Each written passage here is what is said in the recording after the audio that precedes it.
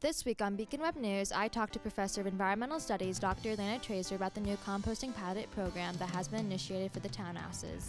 And Sym Kehr sits down with Athletic Director Laura Mooney about the athletic department vacancies. That's all coming up next on Beacon Web News.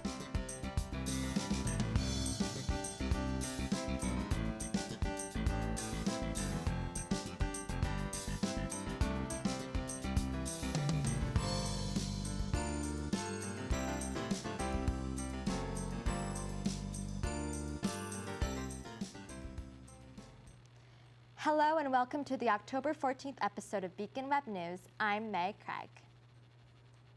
MCLA Campus Police Chief Daniel Colano sent an email out to the MCLA community on Tuesday, October 13th, explaining an investigation the MCLA Police Department is assisting the North Adams Police Department with.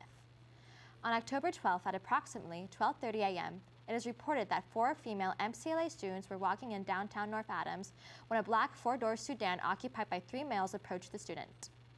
The driver asked the student if they were drunk and then asked for their Snapchat names. The students replied no and walked away.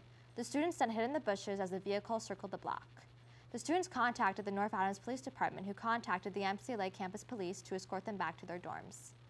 If you have any information regarding this incident, contact the MCLA Police Department at 413-662-5100. MCLA Health Services will be offering a flu clinic on Friday, October 16th, from 10 a.m. to 1 p.m. in the quad. The rain location will be the CSI atrium.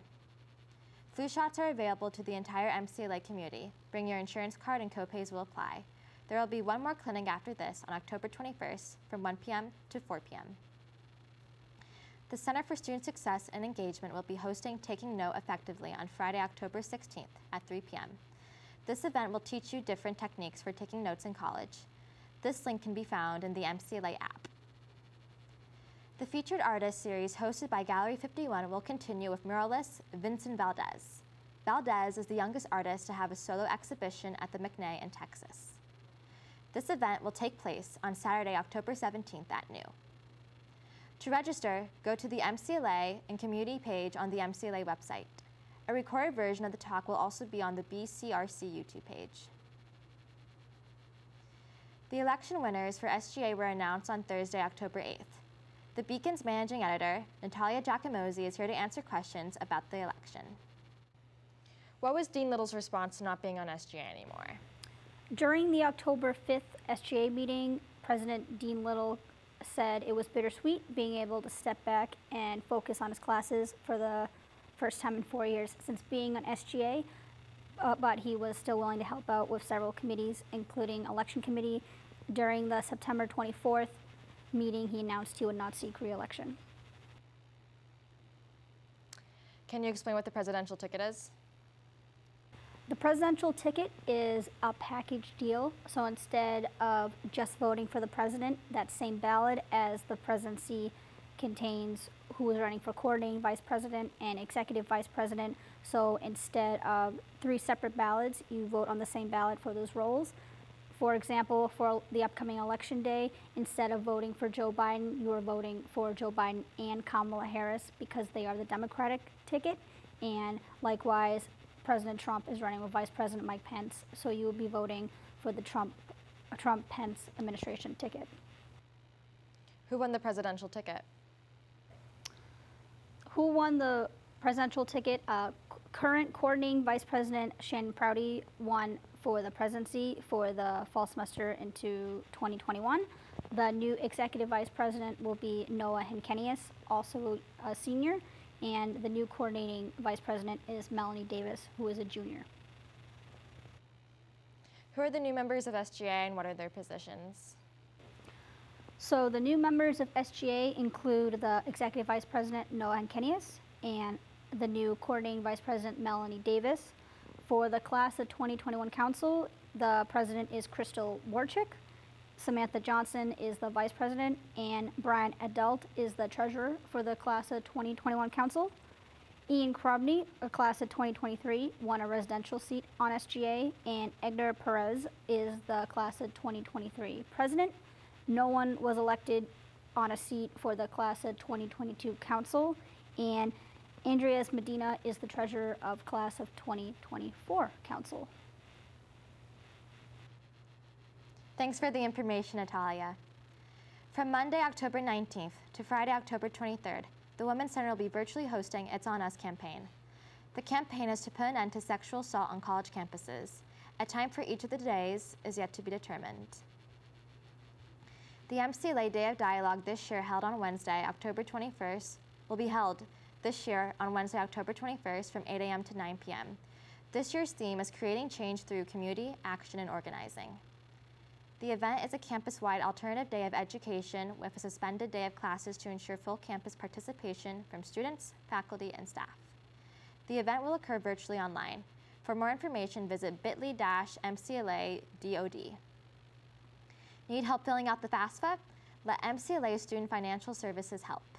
All students are required to fill out a FAFSA. Students can book an appointment via bit.ly/FAFSA-workshop. Days available for the workshop will be on Monday, October 19th to Thursday, October 22nd from 12 a.m. to 11:59 p.m. The Environmental Studies Department just started a new composting program for the townhouses. I interviewed Professor of Environmental Studies, Elena Traister, about how the composting program came about. Just recently, the Environmental Studies Department at MCLA released a new composting program for the townhouses. Started working on it the last academic year. We were all set to go. We were rearing to get started right as the college closed down due to COVID. And then happily, this semester we kind of picked right up where we left off. We recruited a new group of students, and as of now, we've had this pilot food waste collection program in the townhouses running for just about a week. Because there's a student here, Cassie Wright, who did an internship looking at how to reduce waste on campus. And she wrote up a really great report, did a bunch of work, and some of what she did was looking to the example of what was going on at Williams College. For this one thing that she noticed was that they had a more active composting program going on there. And so she started bringing up how might we be able to start something here, not necessarily in the same way that they're doing it, but what might make sense for us at MCLA. We started having discussions about thinking about students who are preparing their own food in the townhouses and how we might be able to capture some of their food waste and keep it out of the waste stream. And how does composting work? You prepare some food, and maybe you have some trimmings, you make a salad, and you got the bits of the vegetables that you don't use, or after you eat, maybe you didn't finish everything on your plate. That's both pre and post-consumer waste, respectively. So if you just throw that into the garbage, then that ends up usually going into a landfill, and then underground that turns into methane, and then methane's a really potent greenhouse gas, so that's not really good. But instead, if we can capture that food waste instead of throwing it away, and here now at MCLA we're holding that in a separate food waste container, and then that's being taken by Casella just over the border into Vermont, and then there's a process to compost that. They have to leave it outside with the appropriate amount of other organic materials with the right sort of chemical composition, and sort of make sure that it is turned over and that the temperature reaches the right amount, and then that just breaks down into basically an organic fertilizer or amendment that can be used in landscaping, and so then it goes back into promoting fertility for maintaining outdoor areas or growing food. RPS purchased 6 little containers that can be kept in individual townhouses for the students to store their food waste safely without any kind of odors or bugs. So they purchased those basic containers for use in the townhouses. And then Casella already picks up our garbage and recycling and has historically taken some of the post-consumer food waste from the dining hall. And so they've already been coming. They provided a larger collection bin at the townhouses for the students to empty their individual bins into free of charge. Hoping to do is to learn from this to see if there's any unexpected challenges with running this. Is it working as we expected for the students? Do they need any assistance? We need to tweak this at all for it to be a good system. And then once we're confident that it works, the idea is to expand, to recruit new students to participate, and to broaden it out to more students in the townhouses. For Beacon Web News, I'm Mei Craig. The Institute of Art and Humanities will be hosting a one-day workshop on Wednesday, October 21st from 1:30 to 2:30 p.m. The workshop will explore creative strategies for self-care. Registration will be through the Day of Dialogue portal.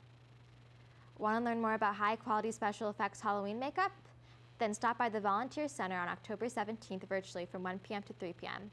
To register for the event, email dropin@roosterteencenter.com. College fall sports seasons have largely been upended by the pandemic, but MCLA sports faces even bigger challenges this year, with several coaching vacancies and tight school budgets that have largely frozen new hiring. Sym Kehr interviewed Athletic Director Laura Mooney about the athletic department vacancies with how they plan to cope with them. With COVID putting things on hold, there are currently 4 vacant positions in the athletic department that are unable to be filled at this time. For full-time staff, we have our head women's basketball coach, we have an assistant athletic trainer, and then for part-time positions, we have our head men's and women's cross-country coach, and also assistant volleyball coach. There is not a search for any of these positions at this time.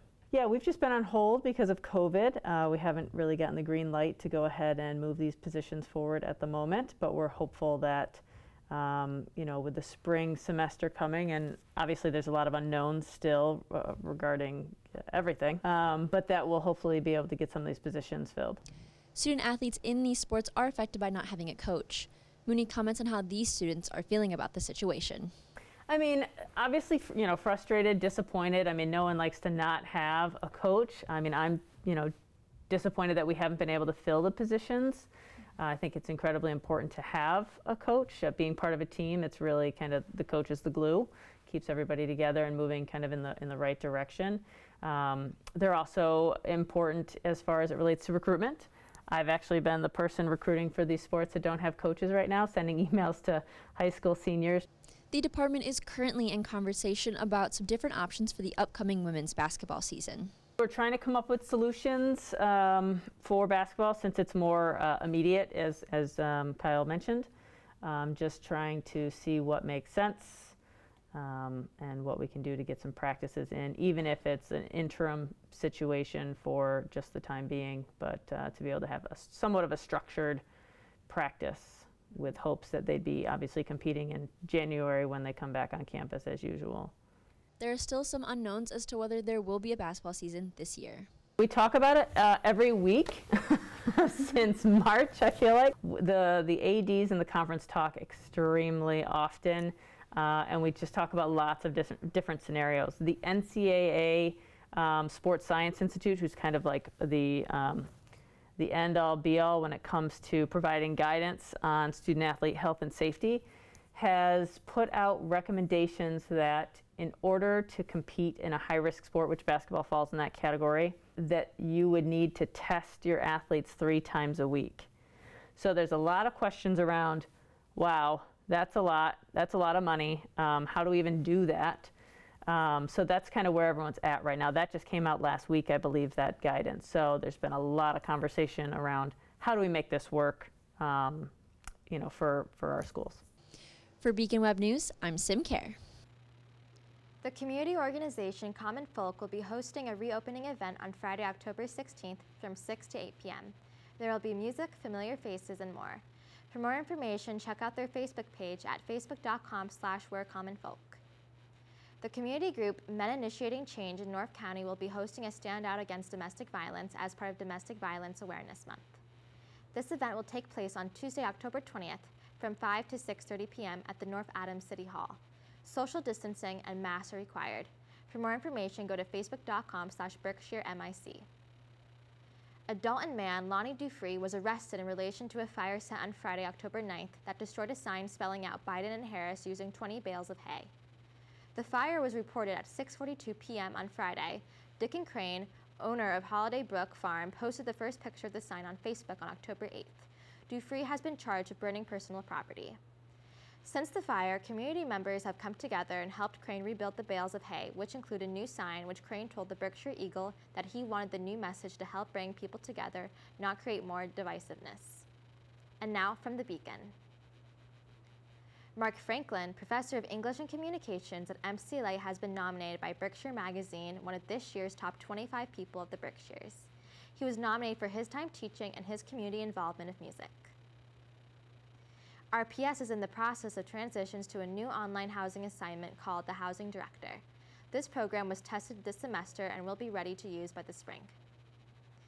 You can check out these and other stories from the Beacon at theonlinebeacon.com or pick up a copy all over campus. That's it for this week. To stay up to date with BWN, you can follow us on Facebook at facebook.com/MCLABWN. Thanks for watching, and we'll see you next week.